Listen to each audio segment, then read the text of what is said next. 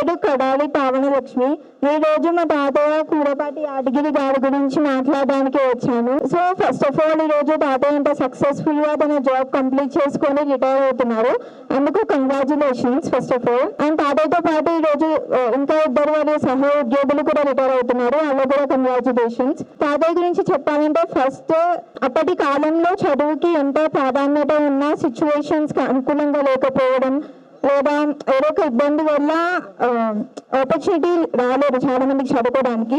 అలాంటి టైంలో తాతయ్య చదువుకొని ఆర్టీసీలో జాబ్ సాధించారు అండ్ ఫస్ట్ పోస్ట్ కండక్టర్ గా చేశారు. అక్కడి నుంచి కష్టపడుతూ డెడికేషన్తో సిన్సియారిటీతో ఇప్పుడు ట్రాఫిక్ కంట్రోలర్ వరకు పోస్ట్ తెప్పించుకున్నారు. సో కంగ్రాచులేషన్స్ తాతయ్యకి. అండ్ తాతయ్య ఎంత సక్సెస్ఫుల్ అయినందుకు వాళ్ళ కుటుంబ సభ్యులు కూడా సపోర్ట్ చేశారు. అది కూడా చాలా హ్యాపీగా ఉంది. మెయిన్ గా మా అమ్మమ్మ గారు సపోర్ట్ చేశారు. సో అమ్మమ్మ పేరులోనే విజయం ఉంది. సో విజయానికి అలానే సక్సెస్ యాడ్ ఉంది తాతయ్యకి.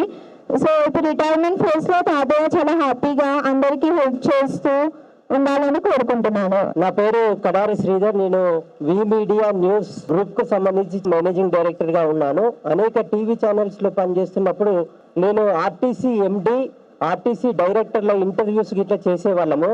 జ్ఞానేశ్వర్ అని మా కజిన్ ఆర్టీసీ లోగో వేశారు. నిజంగా మీకు ఆర్టీసీ అంటే సురక్షితమైన ప్రయాణం, సుఖమైన జీవితం ఉంటుంది.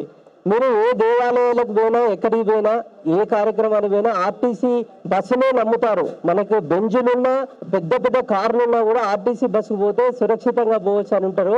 కాబట్టి తెలంగాణ రాష్ట్ర ప్రజల్లో ప్రతి ఒక్కరి హృదయాల్లో ఆర్టీసీ ఉంది.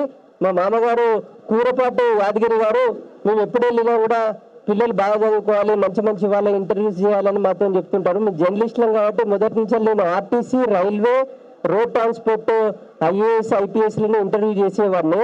ఇప్పుడు కూడా చేస్తున్నాను. మేము ఇటీవల ఒక పని కూడా చేసాం. మాది సేవలే ఫౌండేషన్ అని ఒక ఎన్జిఓ ఉండే. యాక్సిడెంట్స్ ఏమి చేయని డ్రైవర్లకి కూడా మేము విపరీతంగా సన్మానాలు చేశాము. ఈరోజు కూరపేట యాదగిరి గారు ఆర్టీసీలో అద్భుతమైన సేవలు అందించి ఇప్పుడు పదవిని పొందుతున్నారు. ఆయన జీవితం అంతా బాగుండాలి, ప్రజాసేవ కార్యక్రమాల్లో పాల్గొనాలని కోరుతున్నాము. ప్రతి హృదయంలో ఉన్న ఆర్టీసీని ప్రజలందరూ ఆదరించాలి, కాపాడుకోవాల్సిన బాధ్యత ఉంది.